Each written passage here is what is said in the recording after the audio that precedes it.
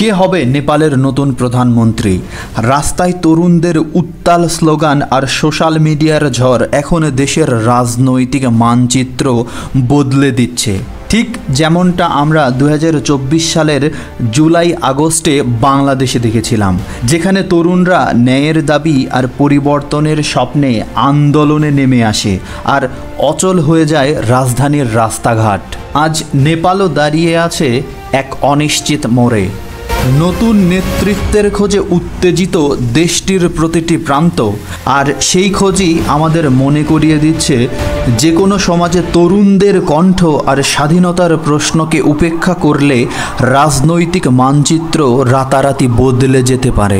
সামাজিক যোগাযোগ মাধ্যম নিষেধাজ্ঞার সিদ্ধান্তের প্রতিবাদে দেশ জুড়ে জেনজি তরুণদের বিক্ষোভ ছড়িয়ে পড়েছে।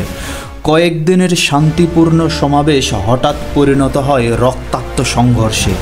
কাঁদানো গ্যাস, রাবার বুলেট আর পুলিশের লাঠিচার্জ সব মিলিয়ে প্রাণ হারিয়েছে অন্তত 30 জন, আহত হয়েছে 1000 জনের বেশি মানুষ।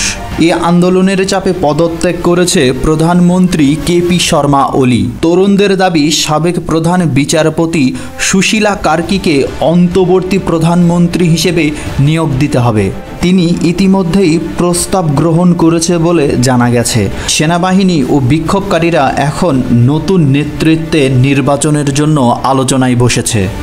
নেপালের এই আন্দোলন শুধু রাজনৈতিক পরিবর্তন নয়, এটা তরুণদের কণ্ঠের প্রতীক, যারা স্বাধীন মত প্রকাশ আর ডিজিটাল স্বাধীনতার জন্য লড়েছে। এই অস্থিরতার মধ্যেও দেশের মানুষ ভবিষ্যতের এক নতুন সূর্যোদয়ের অপেক্ষায় আছে।